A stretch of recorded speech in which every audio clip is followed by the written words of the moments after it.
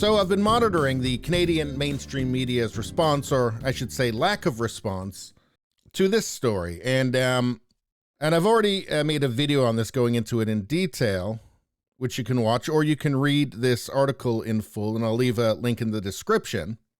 But the gist of it's in the headline. Court documents reveal Canada's travel ban had no scientific basis. In the days leading up to the mandate, transportation officials were frantically looking for a rationale for it. They came up short. Now, this should be a giant deal. This should be a really big deal. And if you're, watching or listening from outside of Canada and you don't know about this, well, the Trudeau government instituted a travel ban on Canadians that were not fully vaccinated.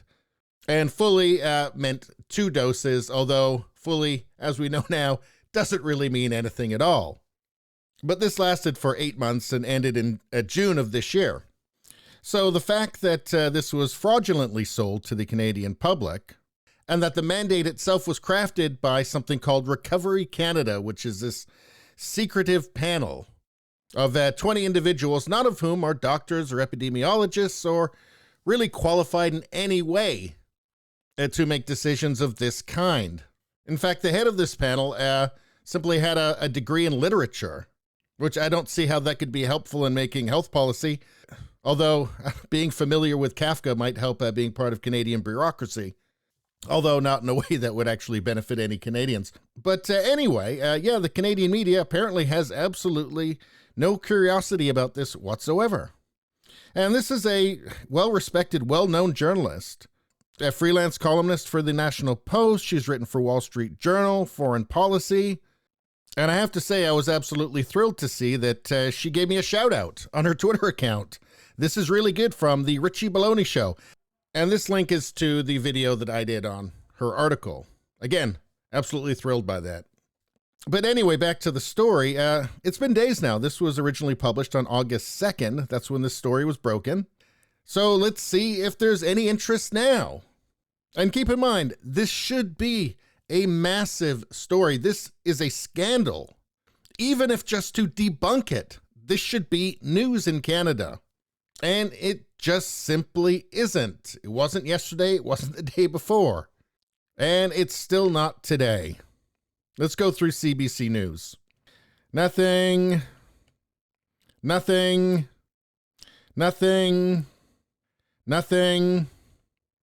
Let's see, nothing. Let's go to Global News. Let's see, still nothing. Nothing. Let's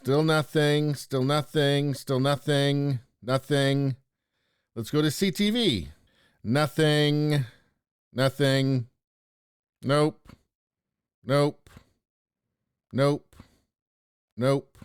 I noticed that the Post Millennial did cover it. There's an article covering it here in True North, but these are small independent outlets.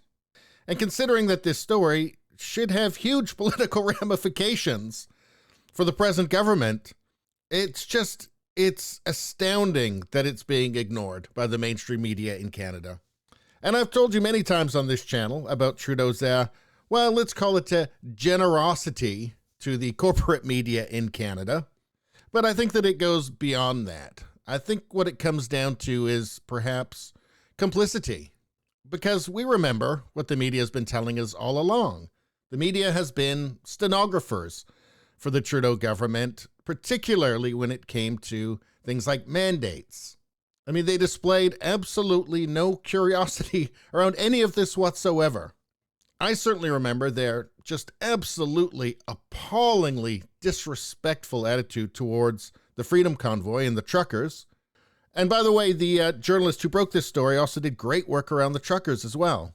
But the point being that the corporate media in Canada, the CBC, Global, CTV, they have been in absolute lockstep.